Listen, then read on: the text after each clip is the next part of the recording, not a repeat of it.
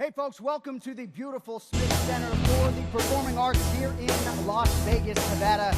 Of course, a special hello to the best fans in all of professional sports who are watching around the world live at UFC.com. Well, today, as many of you know, we are excited to be joined by some of the top stars in the history of the UFC for the unveiling of our 2015 calendar and to celebrate what is shaping up as one of the most incredible stretches of live events we have ever put on. Simply put, the time is now. The time is now for bitter rivalries to be settled, like when Jon Jones and Daniel Cormier finally square off inside the octagon on January 3rd right here in Las Vegas. The time is now for top contenders and international superstars such as Conor McGregor and Alexander Gustafsson to reach new heights. The time is now for legends like the great Anderson Silva to return against all odds in epic showdowns and super fights. The time is now for title holders such as Chris Weidman and Ronda Rousey to cement their places in history as the most dominant champions of all time. And the time is now for UFC fans around the globe to come together to celebrate some of the biggest fights in UFC history. Big day for you today. We encourage you to tweet your questions for today's launch event to our Twitter handle @UFC. Please use the hashtag #TimeIsNow. We will select some of your questions for use later on during today's event. Well, of course, we at the UFC cannot wait for the year ahead. There truly has never been a better time to be a UFC fan. And to that end, we are going to show you for the first time a look at our 2015 calendar. As you might expect, you can be sure the Octagon will continue its trot around the globe. Now, this is the first time ever the UFC has revealed an entire calendar for a year, entire event dates. All told, in 2015, we will have 13 numbered events as well as 32 UFC fight nights. So here in the United States, the breakdown will be as follows. 13 events on pay-per-view, 4 UFC fight nights on Fox, 18 UFC fight nights on Fox Sports 1, and then 10 events to air live exclusively at UFCFightPass.com. Now, again, rough estimate here, but roughly half of the 45 events that we are scheduled to put on will take place here in the United States. 6 of those events scheduled to take place right here in our home base, Las Vegas, Nevada. As far as the global breakdown is concerned, we're planning 3 to 5 events in Canada. The target markets there will be Toronto, Montreal, and Calgary. As for Latin America, planning on holding 2 events in Mexico. That includes a return to Mexico City, where we were just 2 nights ago. 7 events in Brazil. That includes at least 1 pay-per-view. We are also hoping to increase the number of European and Middle Eastern events in 2015. Right now, looking at 5 to 6 events. Target markets there, of course, the UK will be back there. Ireland, Germany, and Sweden. Some potential new markets include Poland, Holland, and Russia, plus a possible return to Abu Dhabi, which has been a very successful destination for the UFC. 1 or 2 events as well in Australia, perhaps even our first trip to Victoria, of course, pending government sanction there, but we obviously remain optimistic. And we will return to Asia for 2 or 3 live events as well. The target markets are Japan, China, the Philippines, and Korea. A couple other reminders. You can help the UFC choose a fight location in the United States for 2015. You can visit harley-davidson.com/UFC for the chance to bring the UFC and Harley-Davidson hometown throwdown to your city. Also new for the coming year, I'm told you can actually download the entire 2015 UFC calendar to your mobile device. All you need to do is tweet #calendar to our Twitter handle @UFC. That calendar, though, we remind you, is as of today, November 17th, 2014, so the dates and the fight cards are subject to change. A few other housekeeping items before we bring out the stars of the show. This Friday, tickets to the following events will go on sale. UFC 182, Jones versus Cormier, that's January 3rd here at the MGM Grand Garden Arena in Las Vegas. UFC Fight Night, McGregor versus Seaver, that is January 18th at TD Garden in Boston.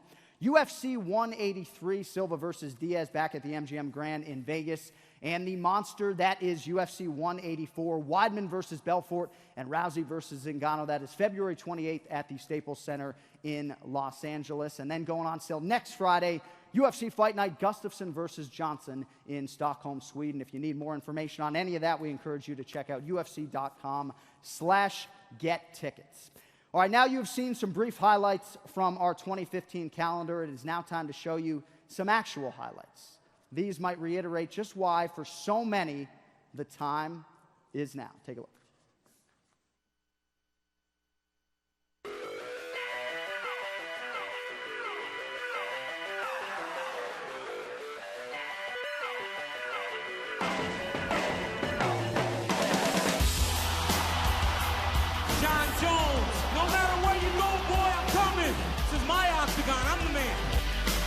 There is nothing you can do to stop me, Daniel Cormier. He'll realize that he never wants to get locked in the cage with me again. Expect very malicious, violent things to happen.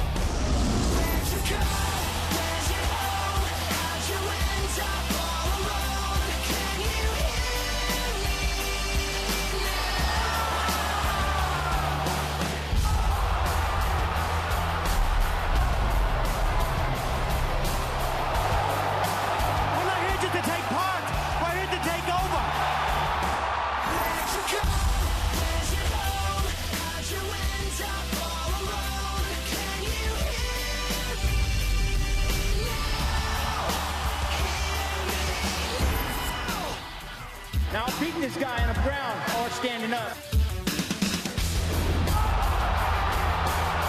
I'm stronger. I don't want to get the belt. Know that I'm the best and I'm coming for that title. I think I'm the uncrowned champ and I'm coming for that belt. It's my time. I'm ready to do this. Let's go.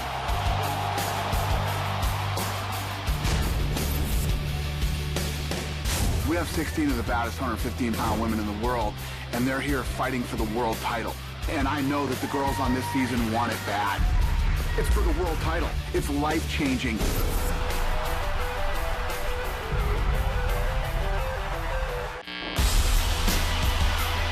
The belt is the most important thing.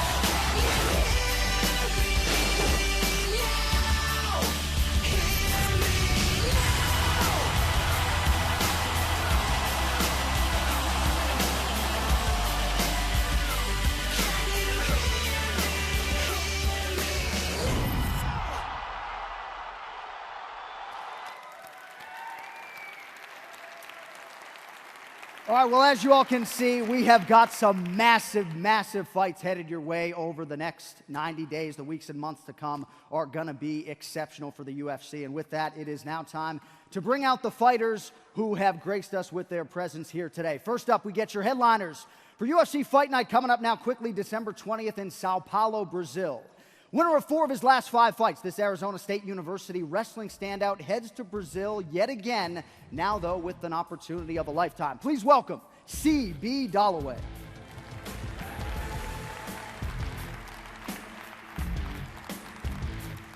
All right, next please welcome his opponent. He is the former UFC light heavyweight champion of the world, Lyoto the Dragon Machida.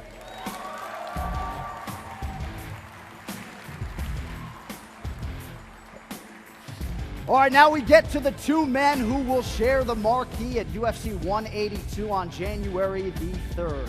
Undefeated in his professional career, this Olympic wrestler has made waves at both heavyweight and light heavyweight. Now he has his chance at UFC gold. Please welcome Daniel Cormier.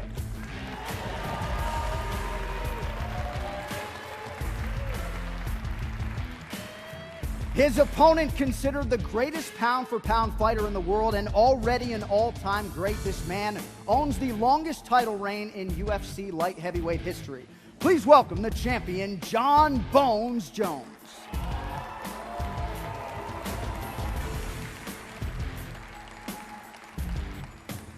All right, next up, UFC Fight Night main event for Boston, Massachusetts on January 18th. First, we bring out a feared striker looking to burst into featherweight title contention. From Mannheim, Germany, please welcome Dennis Siver.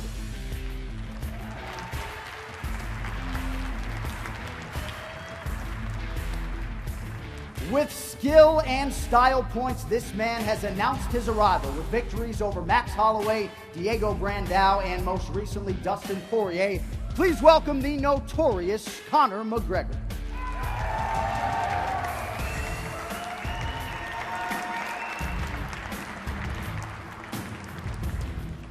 All right, it will be an historic stadium event. Saturday, January 24th from Tele2 Arena in Stockholm, Sweden. We get you the main eventers now. First up, with 8 straight victories, this knockout artist is 1 punch away now from a UFC title shot. Please welcome Anthony Rumble Johnson.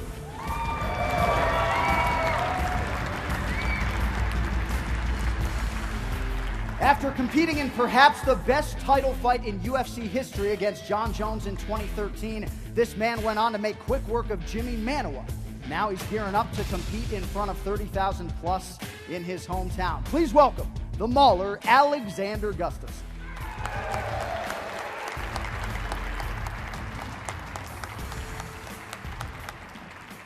All right, next up, it does not get a whole lot more anticipated than this. A pair of comebacks and a long-awaited middleweight showdown. It is UFC 183, January 31st in Las Vegas. First up, a former Strikeforce champion who has fought and defeated some of the top fighters of this era. Please join me in welcoming Nick Diaz.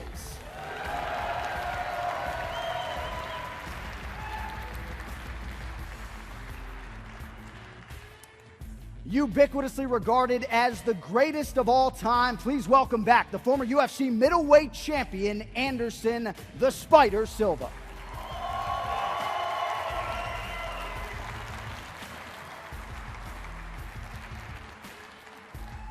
All right, finally time to welcome your co-headliners of UFC 184 from Los Angeles on February 28th. First up, undefeated at 9-0, she is riding back-to-back TKO victories over Miesha Tate and Amanda Nunes. Please welcome the #1 women's bantamweight contender, Alpha Cat Zingano.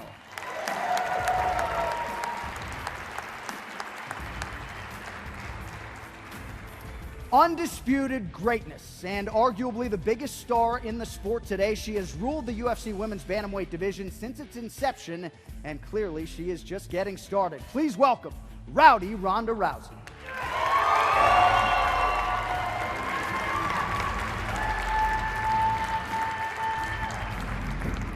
All right, next up, he is a former UFC champion known for blazing speed and incredible knockout power. Now, his sights are set firmly on the UFC middleweight title.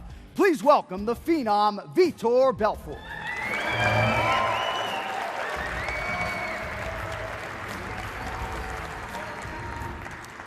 Now 12-0 with 2 victories over Anderson Silva and an electric decision win over Lyoto Machida. This man is the undisputed king at 185 pounds. Please welcome the UFC middleweight champion, Chris Weidman.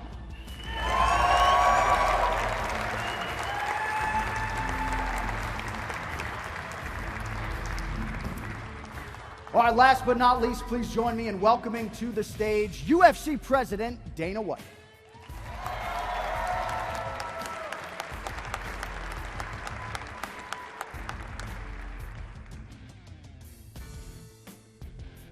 Good morning, everybody. How are you?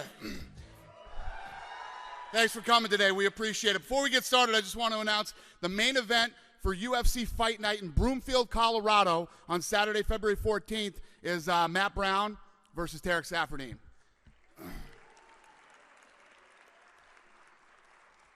Who has the first question? Raise your hand. They will bring you a microphone.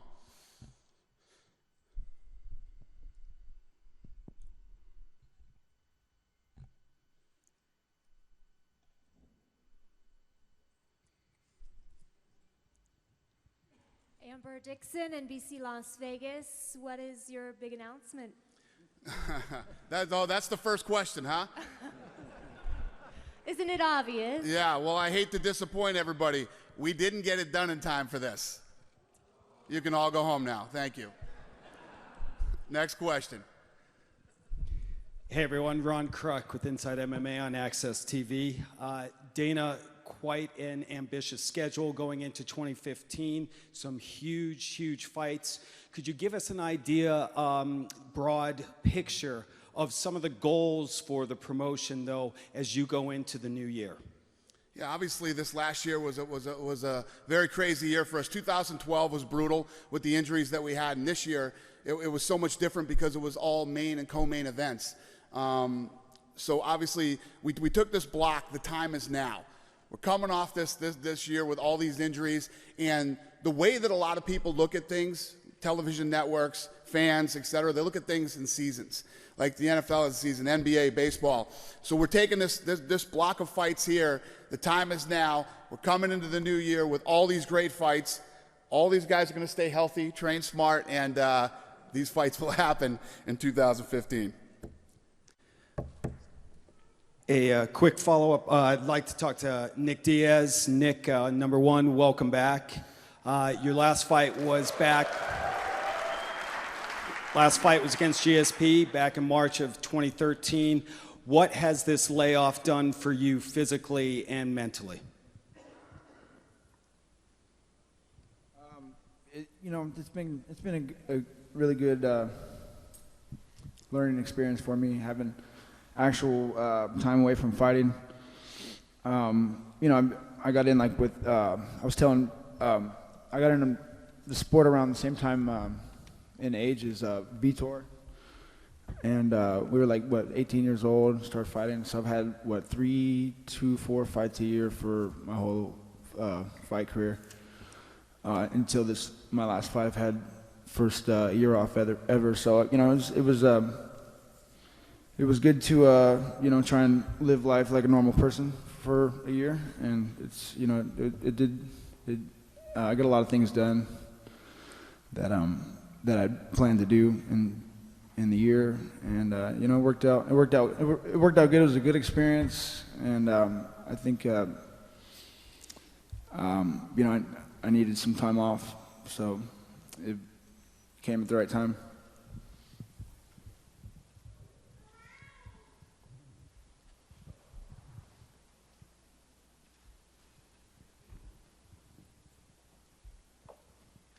En español para ESPN Deportes, ¿qué experiencia les dejó el evento en México? Si lo volverían a hacer, ¿y qué combate les gustaría que se llevara a cabo allá? So in Spanish for ESPN Mexico, what was your experience in Mexico, and what would be the next fight that you'd want there? It was awesome. Obviously, we went on sale with huge success. The Ultimate Fighter was very successful down there, and the event itself was a huge success. A lot of great talent from Mexico did very well that evening, and the fans were awesome. I mean, it was as good of an experience as I've ever had anywhere in the world. So I'm really excited about it. I've always felt that Mexico was going to be a big market once we really got in there and did it right, and it is, and it's going to be. And for Mexico, we will be back there. I think we're going to do 2 or 3 events there next year. And obviously, Mexico City, we're going to go back there again, too. I don't know when or where specifically, but 2 to 3 events in Mexico, and we will be back in Mexico City. El evento fue grandioso en México, la pasamos muy bien. Hay mucho talento mexicano que ahora está saliendo. Vamos a volver 2 o 3 eventos, lo haremos en México, volveremos a la Ciudad de México. Y bueno, estamos muy felices y queremos volver ya pronto y estamos muy contentos con todo.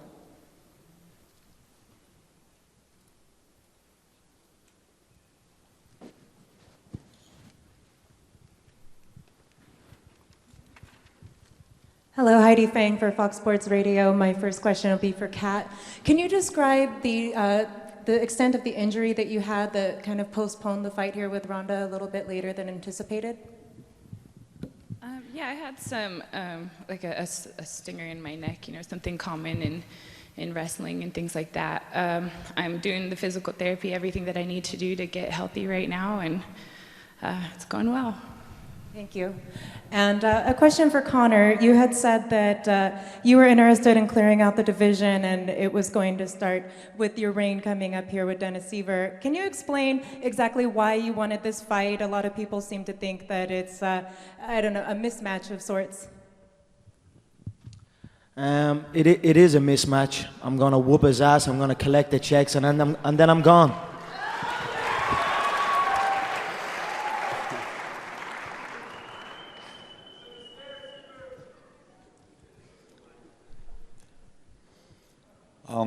Hi, Dana. Hi.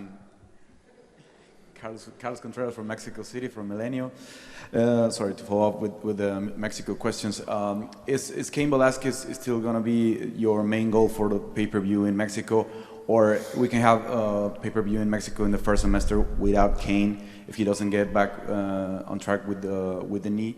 And what about the time frame for the Ultimate Fighter second season in Latin America? Because they already opened the form for the fighters to get in. Tryouts are open now. You know, people should be turning in all their paperwork if they want to try out in Mexico for the next season of the Ultimate Fighter. And Cain Velasquez, we're bringing Cain back to Mexico. You know, that fight, Verdum versus Velasquez, that fight, it belongs in Mexico. That's Mexico's fight, and that's where it's going to happen. But if Cain doesn't make it, I don't know, Kelvin Gastelum, you have any other headliner in mind? Cain's going to make it, and but obviously we had a great, you know, a lot of guys did really well down there, you know, and Gastelum probably bring him back, you know. The answer is yes. And you only have 193 in November as a pay-per-view. Did you like the November timeframe for Mexico City? Do I like November for what? For Mexico City, I only saw UFC 193 in the calendar as a pay-per-view. Do you guys think you would be coming back in November? What's the date? It was November 14th in the I'm asking you, Pete. Huh? You come back in June? I'm deaf. I can't hear what he's saying. You hear him. You're standing right behind him. What did he say? He said in June. There you go. June. Yeah, he said June. There you go. All right. Thank you. All right.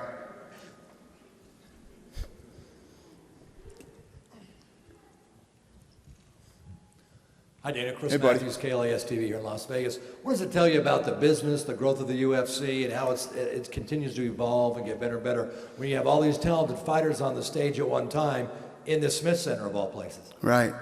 Yeah. No. This worked out great. One of the, you know, when you have a year like we just came off of with all these injuries, you know, it's obviously horrible when something like this happens. The positive is all these fights get log jammed together. You know, so this quick amount of time here, you're just going to have incredible fight after incredible fight after incredible fight.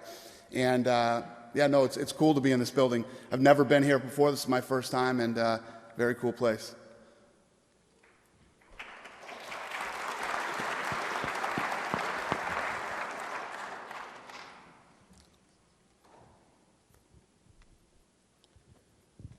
Question for Anderson.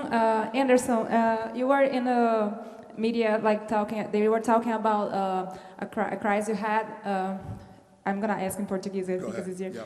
Você teve uma crise de lombalgia que deixou muitas pessoas preocupadas a respeito dessa crise. Você pode comentar como foi, se você já se recuperou, se isso influenciou em algum momento a sua recuperação ou a sua preparação para a luta contra o Nick Diaz? The question was, you had an incident come up a few weeks ago that had the world and the MMA fans in a scare. Can you tell us what happened and if at any time this changed your thought about fighting? I'm good now. So when I go to academy for training, I training too much, and my coach says, "Stop, Anderson. Now you need to stop because you train too much." And when I finish my training, I the little pain in my back and go to hospital, and the doctor say, "Anderson, you don't have nothing. Go home." And I go back to home, and I'm waiting for my fight now. I'm very good. I don't have never problem. My leg's good, my back's good. I'm very excited for back, and I'm very excited for staying here today. Ryan McKinnell, Examiner.com. Question for Daniel and John. Guys, the fight was originally announced for September. You had the brawl, you had the great ESPN segment. The rivalry is hot and heavy. Now we're delayed a few months. Is there any worry on either of your parts, the public perception, maybe even that the rivalry's cooled down? No, we're not too worried. I'm not too worried. I think this is a fight that a lot of people really want to see. Anytime you get two guys who's never lost, I mean, that's the story in itself. I'm sure there's going to be a lot of drama and controversy coming up. Yeah, people are definitely interested in this fight, and I don't think it's going to go anywhere. Well, I mean, I think I was excited the fight got a little delayed so I could have a full training camp, and I got that. So I think the fight sells itself. You know, John and I didn't really have to fight at the MGM Grand to get you guys to come and watch us fight at the MGM Grand. The fight actually sells itself. You got two guys that are undefeated fighting for a championship. I mean, how much better does it get?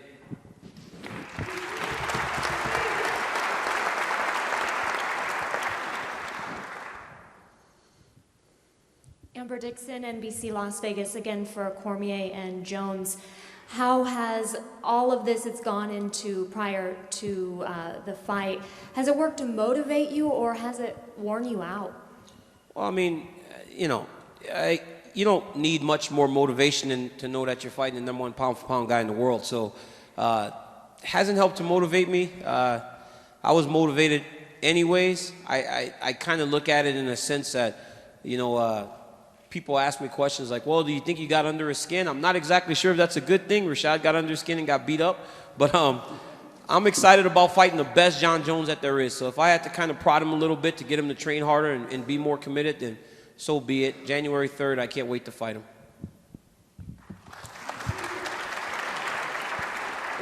Yeah, I would say that Bra definitely brought a lot of motivation to the fight.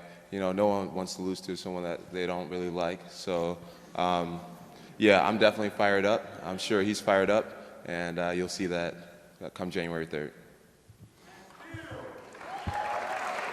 And still.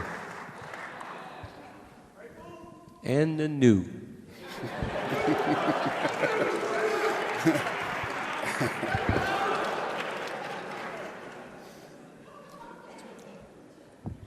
We got Dana here today, so it's not going to get too crazy.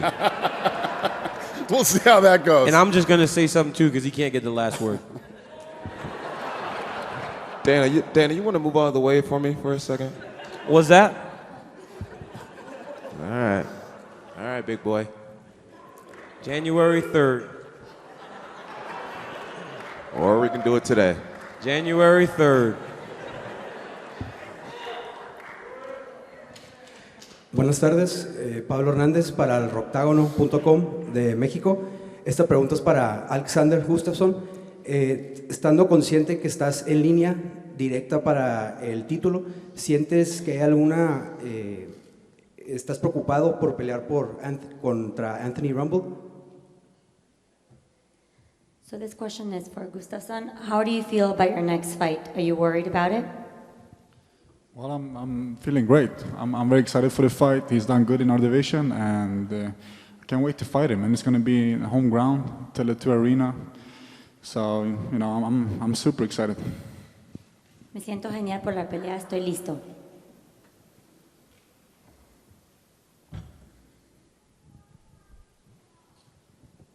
This is a press conference. There we go. There we go.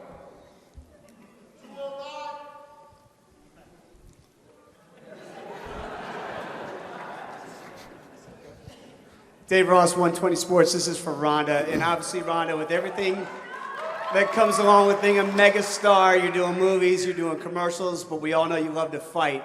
How excited are you to get back in there and do what you do best? Man, I was so excited to fight January 3rd. I was so in shape and so ready to start camp. But the thing is, I don't get ready, I stay ready. I'm the best in the world every single day of the year, including February 28th. So I'm excited, I'm stoked. I literally mourn. I mourn when there is no fight. And so thank God there's movies, or else I would fight too much. My first year of fighting, I fought 6 times in 1 year. And so, yeah, I've been aching to get back in there, and especially in front of my hometown, man, Staples Center. It's going to be awesome.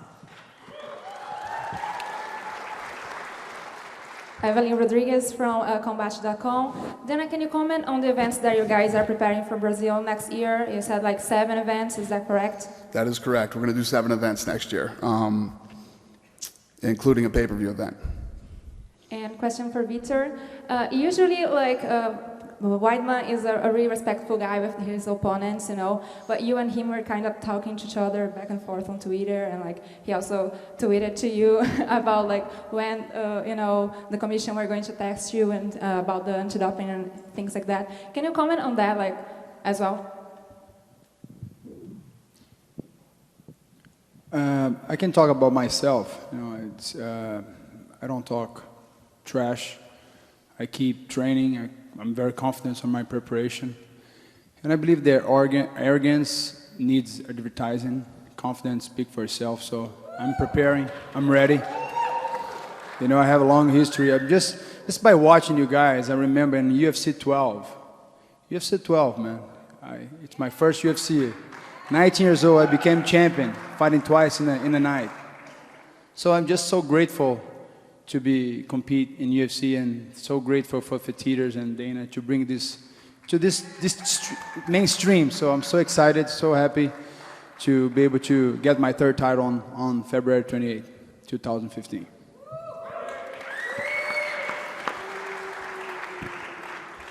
Kel Dansby, Black Sports Online. My question is for Conor. You saw Aldo up close and personal. What did you take away from seeing him fight? Where do you think he's vulnerable? How do you think you match up? I watched the contest up close. It was a great contest. I believe there's a lot of holes I will capitalize on. You know, he showed his frustration in the contest, but it was a traditional Thai style contest. You hit me, I hit you. Both competitors were very similar in styles, and that is why the contest was what it was. I posed different movements and different reactions than anybody on the roster, not just the division. So I am highly confident I will shut Jose Aldo down in spectacular fashion and take over the game. I say it how I want to say it, yeah? The king speaks however he wants.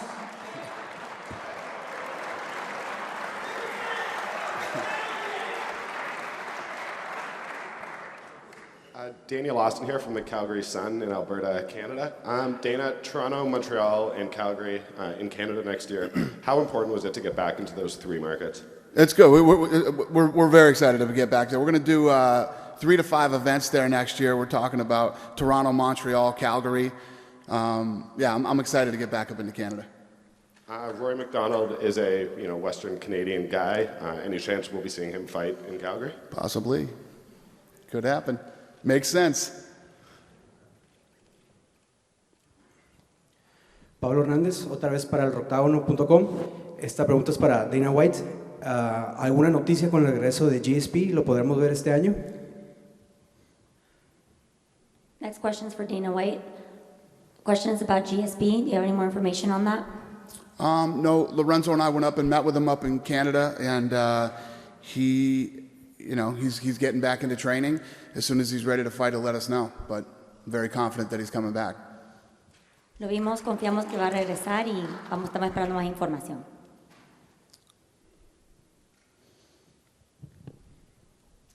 Ron Kruk again with Inside MMA. Question for John Jones. John, can you give us an update on the knee and how the recovery process is going?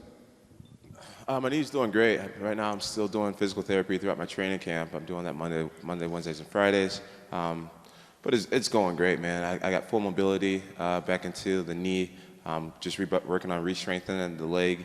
But, I mean, it hasn't affected my fighting ability whatsoever. So it's a major blessing. I'm excited about it. Percentage-wise, how close to 100% are you? I would say it's about 95%, you know. It's not the same, but like I said, it hasn't affected my fighting ability. The only difference I can tell is like when I'm doing squats. You guys probably don't believe I do squats anyways.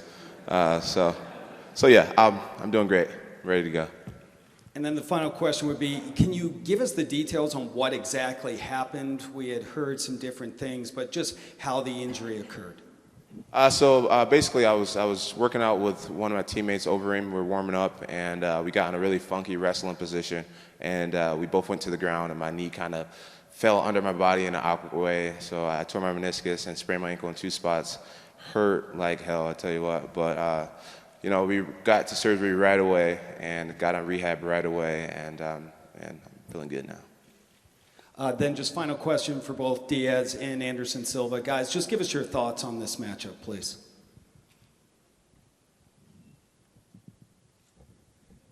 Go ahead, Nick.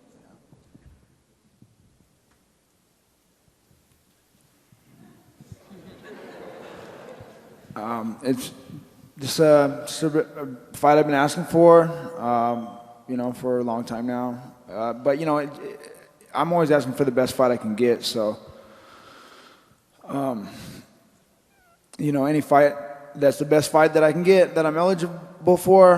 I've been asking for most of my career, so now, this time is at hand. So, I think it should be good for the fans. Anderson, fala teu pensamento da luta. So, first of all, I'm very excited for back because I talked to my friends and my wife in my home. My kids say, "Dad, please, no back."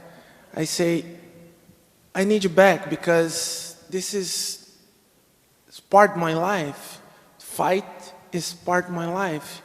And my wife and my kids say, "Okay, Dad, you happy? Go back." And I'm talking to Dana and Lorenzo. I'm very excited for back, and for fight for my fans. And I need to give back for my fans in the United States, for my fans in the world, and my fans give me.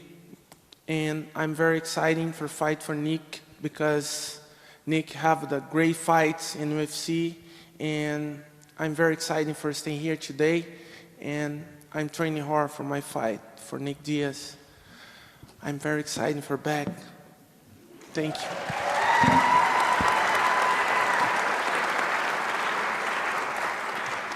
Heidi Fang for Fox Sports Radio. I have a question for Rhonda. You always enjoy challenging yourself to keep yourself motivated and going, and you say you're the hardest person to keep out of the gym. What is your schedule looking like for 2015, and how many different projects do you have lined up? Well, I'm going to beat Cats and Ghana in the most fantastic and respectful way possible on February 28th.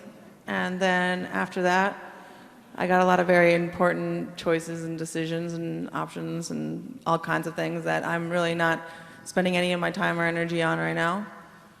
The only thing in my world right now is that fight, and those opportunities only exist because I'm the UFC champion, and so I need to protect the thing that allows me to do what I do, and that's this belt right here, and that's the only thing that's on my mind for 2015.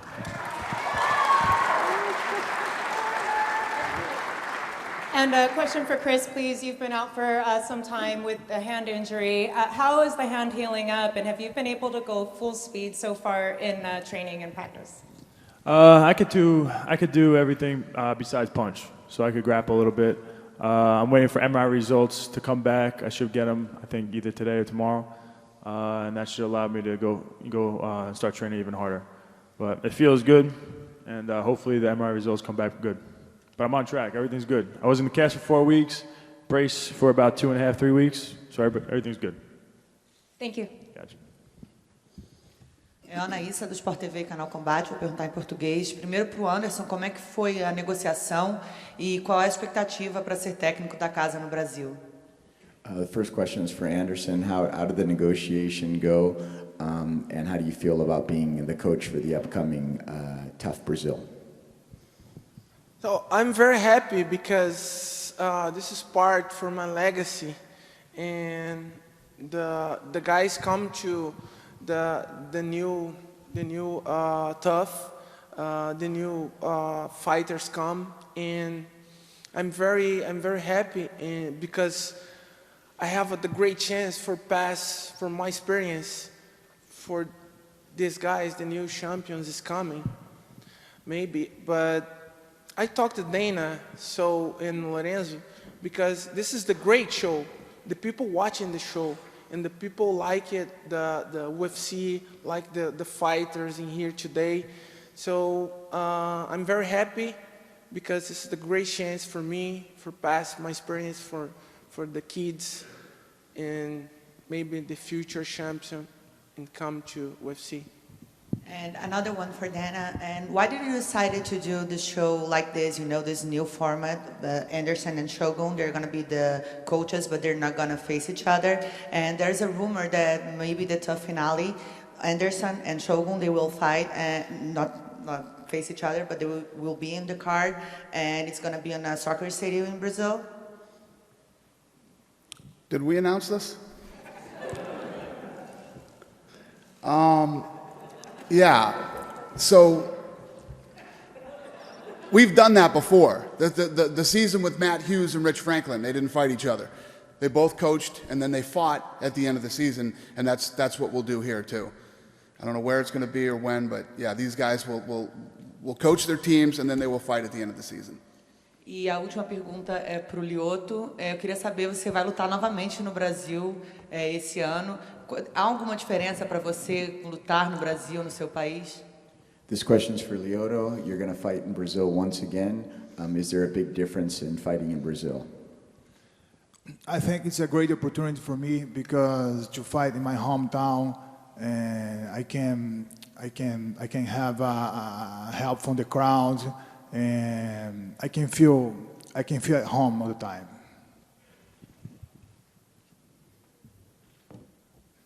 Andreas Hill with ShareDog.com. Questions for Anthony Johnson. Can you talk about everything that you went through? You were suspended for about a month and a half. You weren't sure if you were going to be back. And then you got a phone call saying that the case was lifted and now you're going to get to fight Alexander Gustafsson. Can you talk about your mind state and how you overcame everything? I mean, I'm glad it's behind me, and I'm just looking forward to the future. And I got what I asked for. I wanted to fight Gus. You know, he's the biggest challenge I have right now in front of me, so all of my attention and energy is focused on him.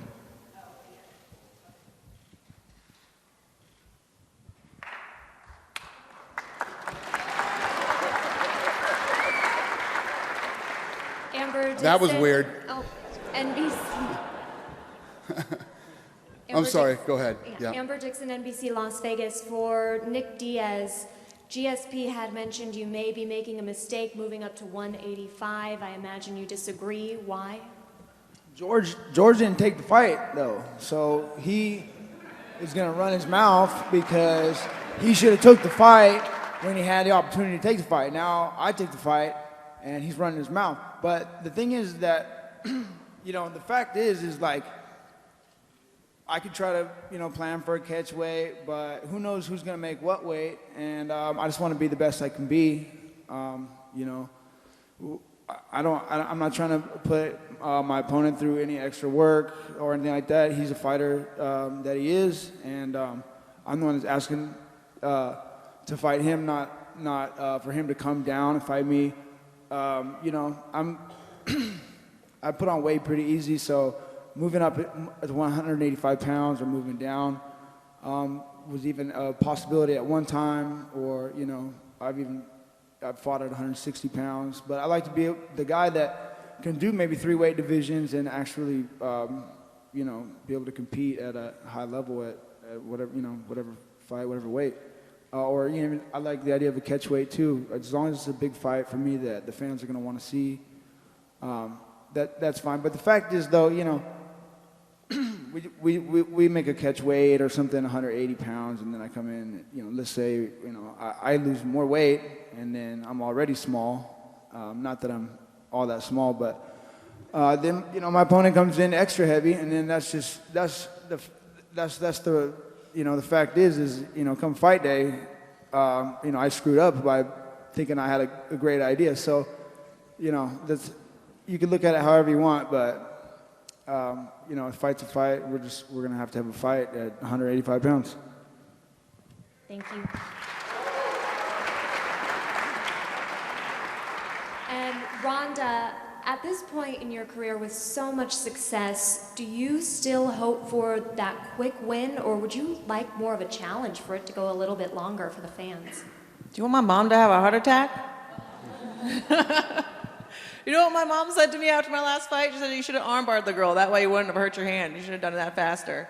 So, no, I'm more trying to impress my mother than trying to impress you. And, and you know, I prepare for it to be a long fight. I'm just needing an opponent that'll push me to that. And Kat could be that person, but regardless if it's a long fight or a short one, I'm still winning.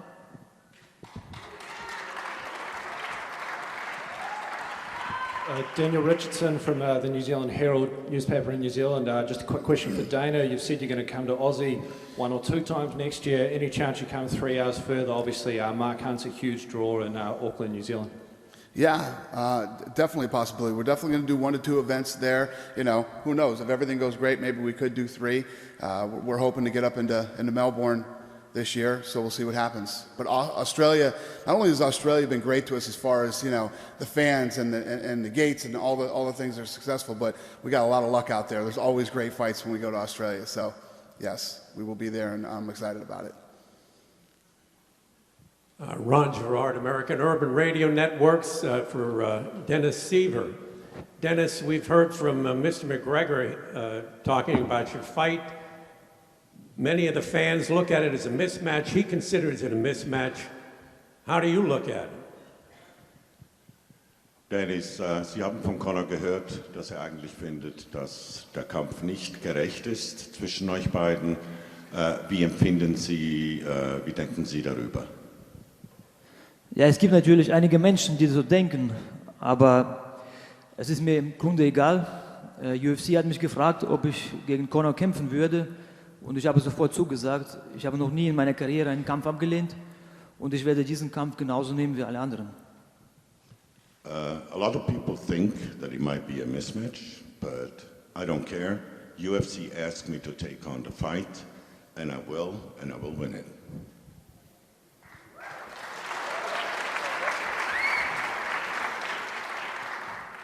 Chris Matthews once again from KLAS. Conor, let me ask you, you burst onto the scene. There's so many great fighters up here and great fights over the next 3 months, terrific fighters.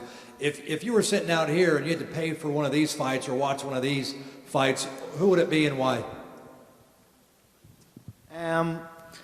As an employee of the UFC, I would pay for every single one. But you know, there's a lot of great stars up here, a lot of huge fights.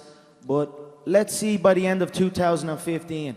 Let's see who has the highest pay-per-view numbers. Let's see who has the highest gate. Let's see who has the highest attendance. You know, because I am setting up for that, and we are in talks for big things. So again, I won't look past Dennis. I will look through him exactly where I plan on going, and then carry on. But I believe 2015 will be my year. I know a lot of the featherweights are bitching and moaning and hating on it, you know, but they don't have to love it. They can even hate it, but they will be forced to accept it.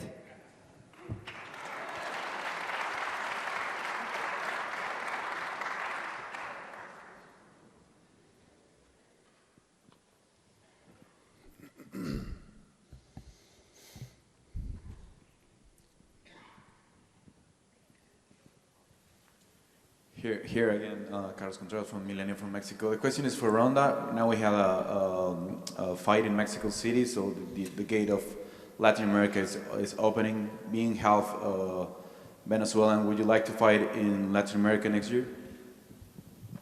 I definitely would. I would love that. And I've been looking forward to, I love fighting at home and I love fighting in the US, but I grew up fighting all over the world. That was the format that I got used to in judo. And I've always had very good luck in Latin America. I've always fought extremely well. And I've won the Pan American Championship several times, the Pan American Games. And I was supposed to fight once in Acapulco, and then I wasn't allowed to, and ended up. So I would love to get that chance to be able to fight in Mexico again and really redeem myself for that one junior tournament when I was 14 years old that I'll never forget about. But yeah, I would love to have another chance there. It would be an honor to fight in Mexico.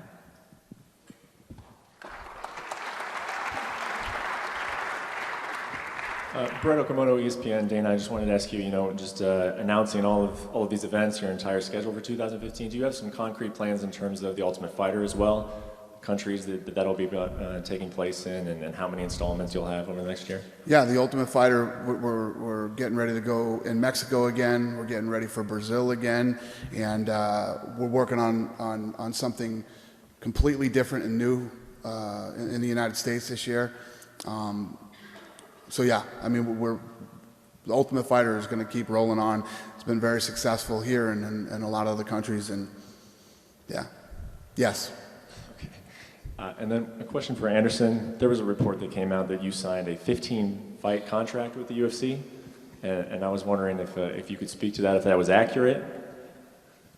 Você pode falar do contrato que você falou que você assinou de 15 lutas? Yeah, I have more fights.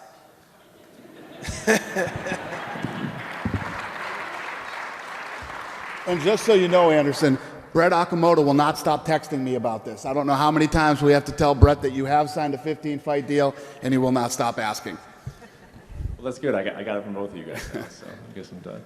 And then one question for John real quick. You know, one complaint that you had in 2014 was that challengers weren't facing each other. So I was wondering if you had a reaction to Alexander Gustafsson being paired with Anthony Johnson. I got to imagine you liked that fight was made, huh? Yeah, absolutely. It's really great for me as a fan. You know, I know I'm also a light heavyweight champion, but I'm also a fan of the sport. And as a fan, it's great to see two top 205 pounders going against each other. I did feel like I was fighting all the best guys, which I should be. But I didn't get to see, you know, two top 10 guys go at it, you know, like I wanted to as a fan. So I think this is a phenomenal matchup, and I honestly don't know who's going to win. So yeah, I'm excited to see.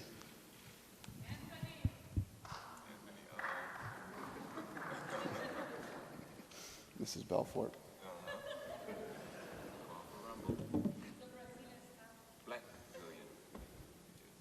Good afternoon. Sean Harrington, Fremont East Studios, downtown Las Vegas. First off, I want to thank the fighters for your commitment. Dana White, same to you. I have a question about Herb Dean and his calendar this year. Are we going to see Herb Dean as one of the top referees in your matches? That's one of the strangest questions ever. I too am a Herb Dean fan, and we don't plan his schedule. The commission does. So let me tell you what. Whenever big fights are happening, all big fights up here on the stage, I want to see Herb Dean in every one of those fights, which is impossible, but hopefully that's the case. Ryan McKinnell, Examiner.com again. Questions for Nick and then a follow-up to Anderson. Nick, you're facing one of the greatest strikers to ever fight in this sport. You made comments earlier that he should retire, he shouldn't come back, and if he does, he should hire a striking coach. I didn't make any of those. I didn't make any of those comments. I did say maybe. I said maybe he should fire his coach. Is all. That's all I said. I didn't mean to sound too rude, but well, you know. But that's what I meant. Was, you know, hey, I felt like maybe a different strategy in his last fight. You know, I don't like to talk about people's, you know, people's fights. You know, it's not you never know. Once you're out there, it's a whole another ball game. But that's all I meant by that. Is like, you know, hey, maybe you should have hired on a boxing coach that would have trained him to go out there with my idea.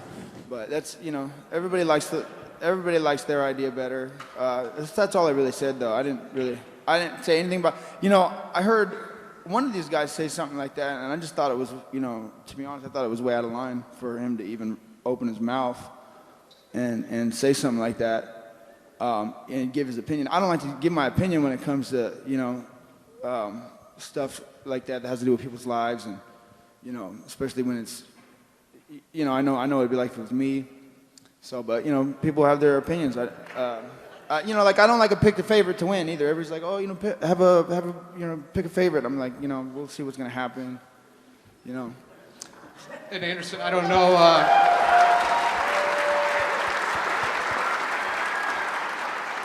Anderson, your thoughts on that, the way he explained it, and I guess his comments.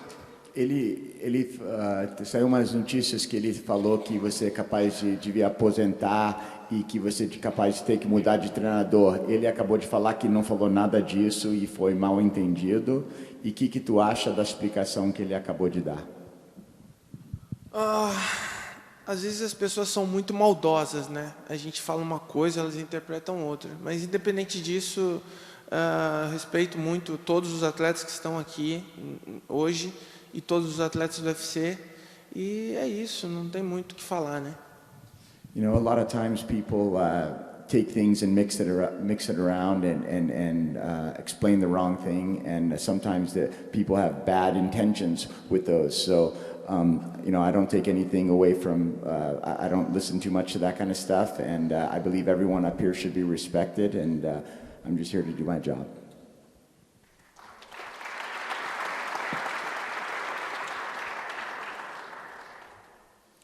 We had a couple questions. Were we going to take some questions? Yeah, go ahead. Go ahead and do it. We're going to get to some Twitter questions from fans. Again, that hashtag, the time is now. First up for Daniel Cormier, did you consider fighting in the heavyweight division in the UFC? I did before, but not anymore. I enjoy fighting at 205. This is the weight class that I'm going to fight for the rest of my career, so And I believe that if you're there for challenges, the best fighter in the world is at that division, so you seek him out and you go and find him. And I got that January 3rd, so yep, 205 for good now. All right, next question for John Jones. I know you touched on this earlier, John, but which one do you think will win in January, Gustafsson or Johnson? I think it's a great fight stylistically. You know, it's just a phenomenal matchup. I do believe Alexander may have a little more versatile skill set, but I mean, Anthony Johnson has the knockout power to just finish anybody. So I think if Anthony comes with the right amount of cardio, this could be a phenomenal fight. If his cardio is not where it needs to be, I got Gustafsson winning hands down. All right, next Twitter submission for Nick Diaz and Conor McGregor. Nick, what do you think of Conor's fighting style? And then Conor, the same question about Nick. I like it.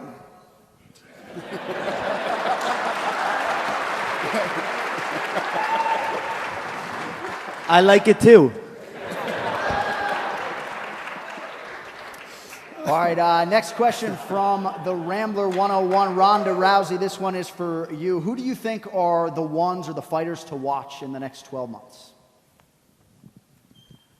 Well, the one sitting up here. That's why we're here, is to promote that, right? So I'm not going to bring anything else up. It's a pretty self-explanatory question. I don't know. No, what else do you want me to say? That is well played. All right, next up again for Nick Diaz. You are fighting a guy who, much like yourself, likes to taunt their opponents inside the octagon. Are you prepared for that? Well, you know, I took the fight. This is more than I can say for George, because he didn't want to take the fight. But you figure you try to gain enough weight to go out there and hold your guy down. Maybe you can't do it, so it was a bad idea. But I figure, maybe I can make something happen for myself. We'll see, All right, back to Conor McGregor. Do you see any aspect of Dennis Siver's fighting style that will be a threat come January?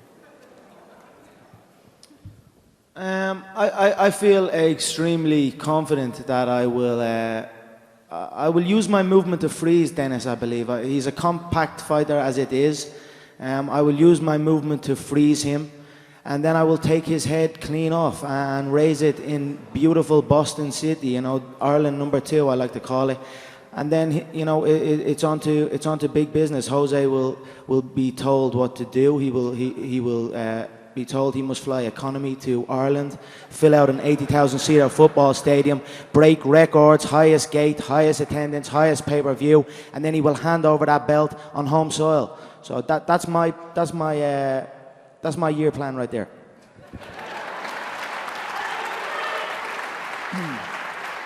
All right, Conor, thank you very much. This one, we'll go right back to you, Mr. McGregor, also to John Jones. Who inspires you guys when you need to be motivated for your next fight? Who motivates you when you need to be motivated for your next fight? What is your source of motivation? For me, I am self-motivated. I show up every day and I grind it out. I train intelligently. I train smart. I take note of how every single human being on this planet moves and what way they approach their chosen profession. I focus on the mental aspect of it. So for me, I motivate myself. I am a self-motivated individual, and I am up here on my own journey of whooping ass and collecting checks.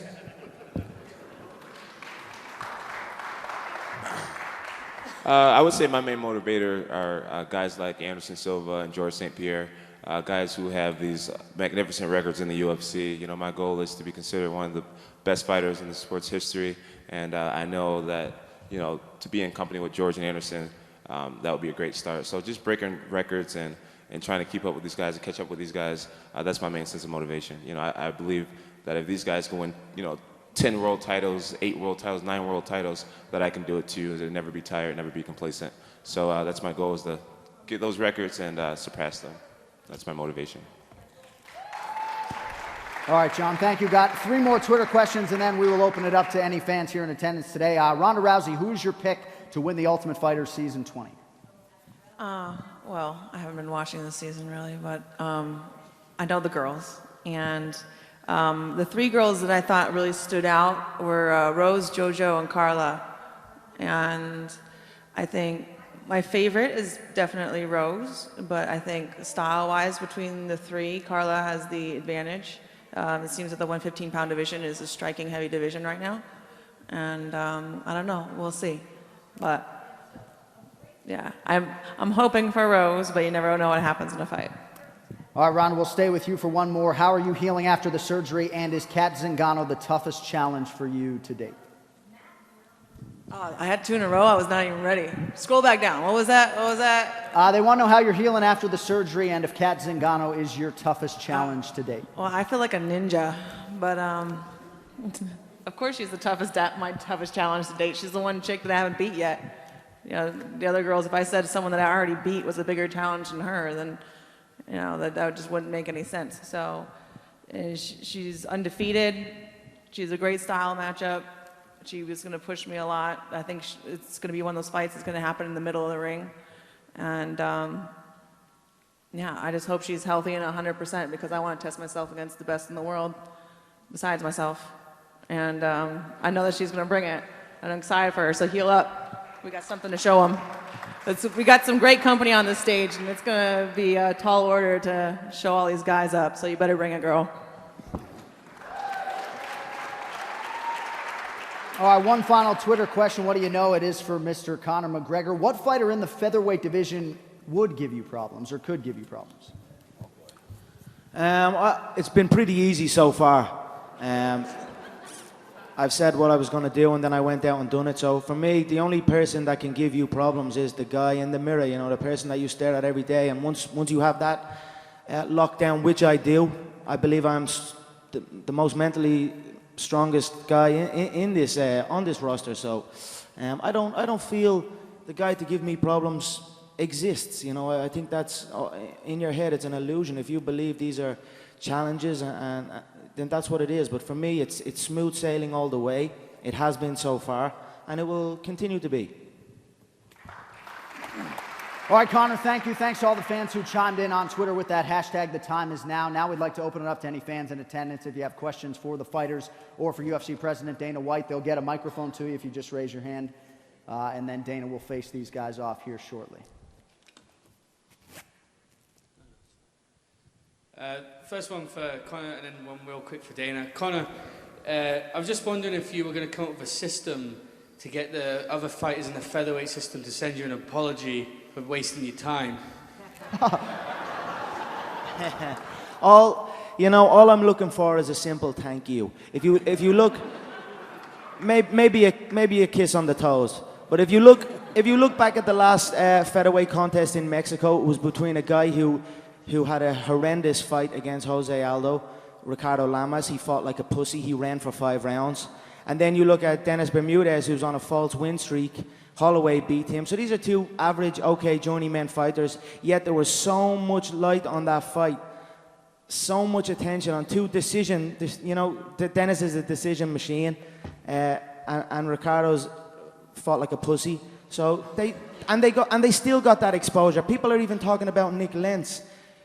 Who gives a shit about Nick Lentz, really? Now, before I came along, they can say all they want, but they're up here, they're trying to talk like I'm trying to talk, they're rocking the suits and everything, you know what I mean? But there is only one. It's you. And just for Dana, real quick, will the UFC ever come to Scotland? Yeah, we're working on Scotland. We're definitely coming to Scotland. Absolutely 100%. Yes. Wow. A lot of Scottish people. All right. My question's for Alexander Gustafsson. So you fought Phil Davis, and he's the only person to submit you, and he's a very decorated wrestler. And to see Anthony Johnson nullify his wrestling so easily, and now that you're training with Phil Davis, are you worried at all to stand up with Anthony Johnson? No, not at all. It's going to be a great, entertaining fight. I can promise you that. You know, he's a great fighter, Anthony, and you know he's a very explosive guy. And you know, I'm getting ready, and I'm doing my homework, so I can't wait for that. And another question for Conor McGregor. This event coming up, the main event is Cub Swanson and Frankie Edgar. Which one of those do you feel poses the biggest threat to you? Probably neither, but. Yeah, I'd feel comfortable against both. Frankie has held the lightweight title. He's challenged at a high level his whole career. He fights with his heart, but again, he's an aging competitor. He's on the downside of his career. I think that's an accurate assessment. The same with Cub. I believe he's aging. He looks 95 years old. I say it every time. But for me personally, I have nothing against Frankie. I respect his style, but I would like Cub to win for the specific reason that he seems to think that he has been promised a UFC title shot if he wins this fight against Frankie. So I want him to win that contest, and then I will bake a freshly made pie and smack him clean in the face with it when I get the title shot. All right, my question is for Dana White. When you checked on Leslie Smith backstage on Saturday night, how gruesome was her injury? Is she going to be okay? And is there a timeline for her return? Other than Anderson Silva, that's one of the most gruesome ones I've ever seen. Yeah, it's when somebody's ear is coming off. It's pretty crazy, and she's so tough. She wanted to continue to fight. She was in great spirits backstage. They sewed her up, and yeah, it's pretty nasty. Thank you. Thank you. This question is for Dana. Dana, any news on Brock Lesnar's or to your left? Hey, Brock Lesnar is under contract with the WWE. We have a great relationship with him. He's healthy, and he has said that he's interested in fighting again. So we'll see what happens. Thank you. Thank you. This question's for Chris Weidman. Chris, I heard that you were doing birthday parties with Longo for $100 to $300. Yes, it's a great deal. We got Matt Sarah making meatballs and marinara. It's all you could ask for in a birthday party. All are welcome. Anything else? All right.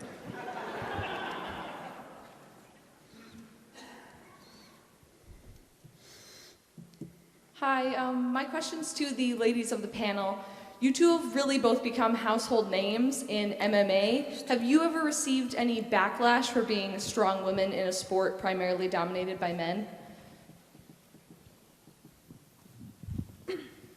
No, actually. All these guys have been so respectful and cool, and I can say this sport made all my dreams come true. I got treated much worse being the bright and shiny Miss America Olympian. These guys, they treat me like I'm gold, and no one treats me like a chick. They treat me like an equal, and I try to treat them with the same amount of respect, and I'm continually impressed with every single person up on the stage.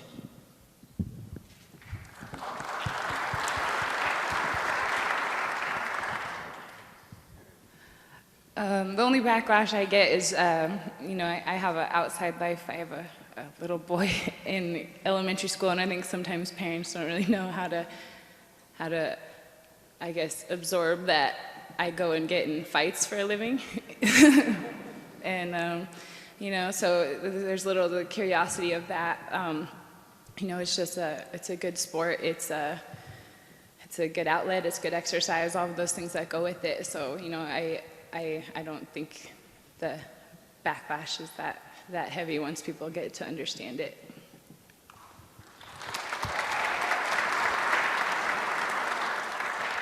This question's for Nick. Nick, after you beat Anderson in January, I was wondering if you're planning on dropping back to welterweight or maybe making 185 your new home and fighting the winner of Vitor Belfort and Chris Weidman.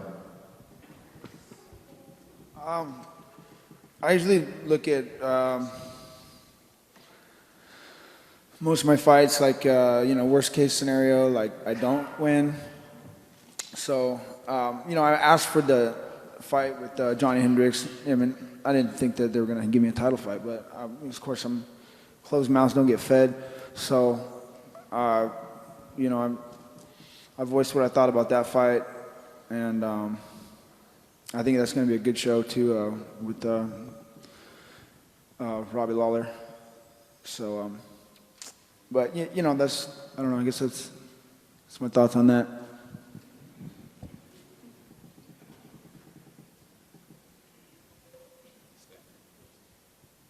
Is that it?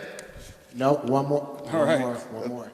Hey, Nick, what's up, Fallen Angel, baby? We here for you, me and James. 510, baby. But my first question for John Jones, since no other reporter wanted to ask, you said that you look at Gustafsson and Rumble as a fan, but is there anything more to that? Is it not anything in there that want you to see one of the competitors that might beat you, knock each other off? No wolf tickets, homie. I can't even hear. Where are you? Listen to you. Don't Real be quick. scared. Hey, put your hands up. Right back there. All right. That's funny. Oh, there you are. All right. What's up, Nick? How you doing? That's funny. Yeah. No, you got to tell me your whole question because I was looking for you the whole time. Are you guys done? Are you guys done? Are you done yet? No, you're done.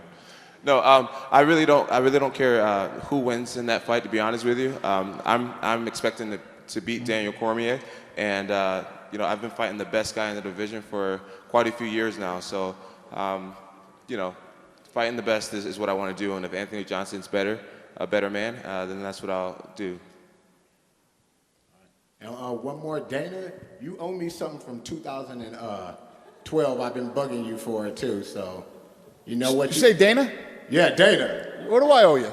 I fought Anderson Silva's guy. I got ripped off. You told me I did. And Okay. then you owed me some WC DVDs, and all the Dark Age DVDs. You never gave them to me. I had to buy them myself. You guys signed 5 dudes this year that ducked me in fights too. I want you to know that. You 5 crazy, dudes ninja. that ducked me, you Crazy. signed, and they lost. You know what I mean? You can ask Nick, ask Nate. I'm a hitter. You need to get me up in there. Quit signing these suckers, Dana. I have no idea what you mean, and I personally told you that I would burn you old DVDs. You personally told me. You had your camera guy that walks around you that eats all the donuts. Write it down, and I never got him. All right?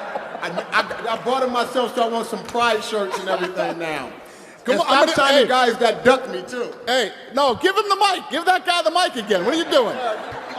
They're trying to take the mic from you. NoWolfTickets.com. Hey, I owe you $100 today. I will give you $100. And then if you beat these guys that you say you beat and all that stuff, you need to talk to Joe Silva. Have you I talked talked to Joe Silva. He said, get one more fight, but they all ducking me. You signed Escudero, he ducked me. You signed Giagos, he ducked me, and they all losing. Ask Nick, we don't play up there in the 209 or the 510. We get down. We Apparently you do not. So you come see me out in back, and you and I are going to square up, big guy, all right? All right, that's all good. All right, I'm going to square these guys off. Thank you so much for coming, everybody. We appreciate it.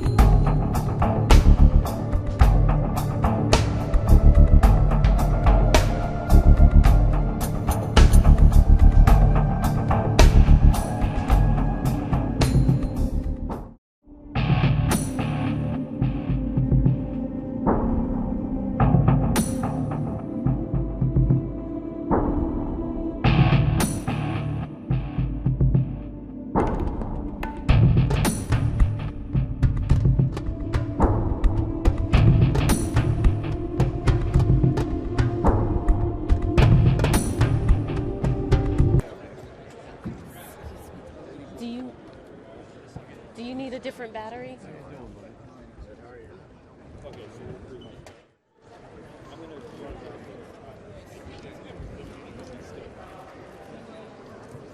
How about that guy?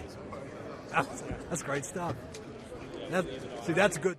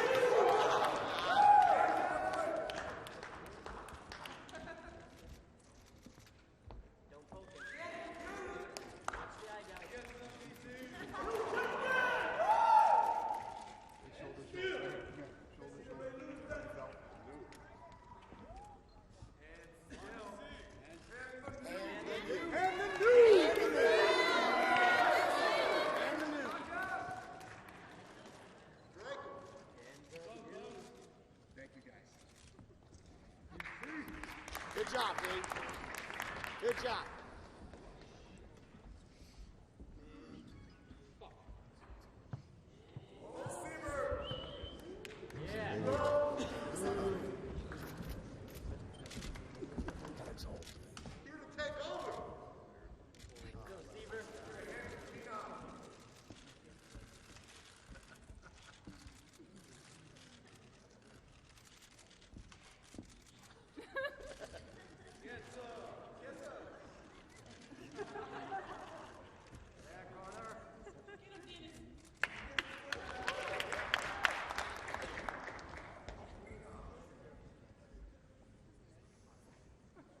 That's the only one I was worried about.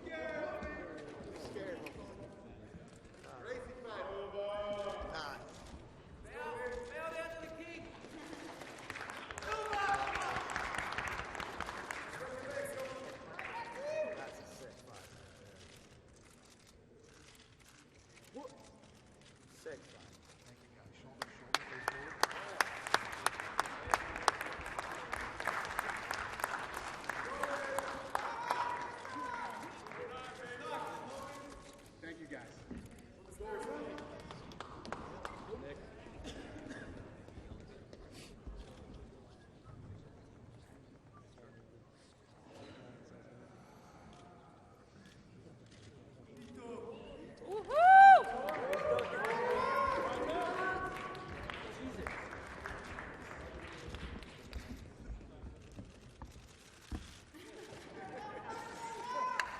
Yeah.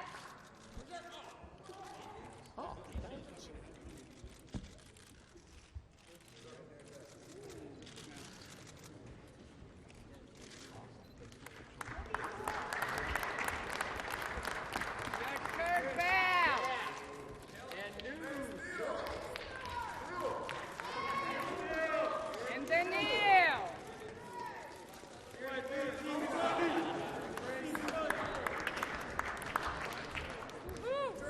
Mind if I do? Mama, you know it's getting it either. I'm keeping this one.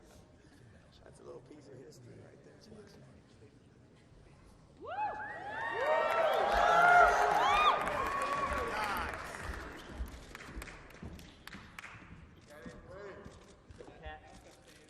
Oh, I love it.